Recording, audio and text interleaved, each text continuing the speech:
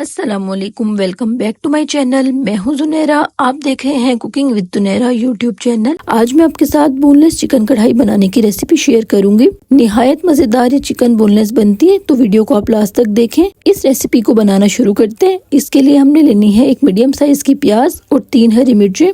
इन दोनों चीजों का हमने पेस्ट बनाना है। इस तरह से आपने स्मूथ सा पेस्ट आधा कप पानी के साथ बना लेना है।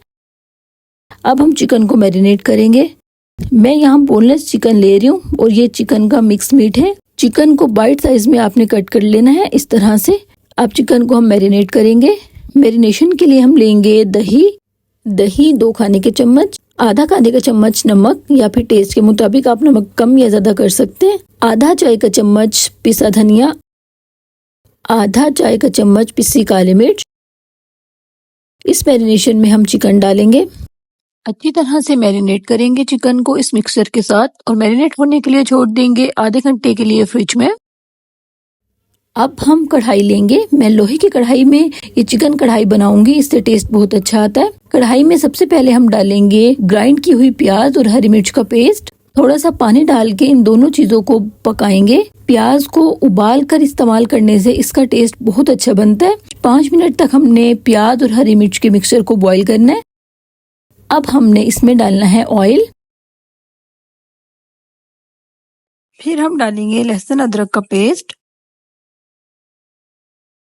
साथ ही हम डालेंगे स्पाइसेस में डालेंगे हल्दी, नमक। मिक्स करेंगे और बहुत अच्छी तरह से भुनाई करेंगे।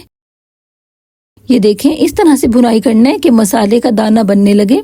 ये देखें, जब मसाला अच्छी तरह से भुनने लगेगा हम इसमें डाल देंगे मैरिनेटेड चिकन और चिकन को हाई फ्लेम के ऊपर पकाएंगे। 3 से 4 मिनट तक चिकन को पकाएंगे और जब मसाला चिकन के ऊपर चिपकने लगेगा हम डालेंगे दही डालने से पहले आपने फ्लेम को ऑफ करना है और फिर दही डाल के अच्छी तरह से इसको मिक्स करना है। अगर आप डायरेक्ट हीट में दही डालते हैं तो दही फट जाती है और ग्रेवी की सारी लुक खराब हो जाती है, तो दही डालते वक्त आप फ्लेम को ऑफ कर दें। अब हमने फ्लेम को हाई करना है और दही के सारे पानी को खुश्क करना है। इसी स्टेज पर जब दही का पानी खुश्क होने लगेगा हम साथ में डाल देंगे पिसी काली मिर्च। काली मिर्चों को आपने अपने टेस्ट के मुताबिक डालना है, कम या ज्यादा। फिर हम थोड़ा सा पानी डालेंगे और ग्रेवी को पतला करेंगे।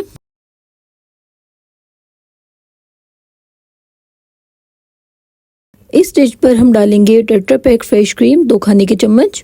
मिक्स कर लेंगे।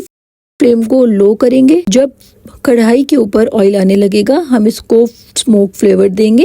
गरम कोयला रखें, थोड़ा सा ऑयल डाल दें। आप बगैर स्मोक फ्लेवर के भी ये कढ़ाई खा सकते हैं। बहुत बेहतरीन जायका बनता है बगैर स्मोक के फ्लेवर के भी, लेकिन अगर आप स्मोक का फ्लेवर देंगे तो कढ़ाई का जायका बहुत ज्यादा बढ़ जाएगा।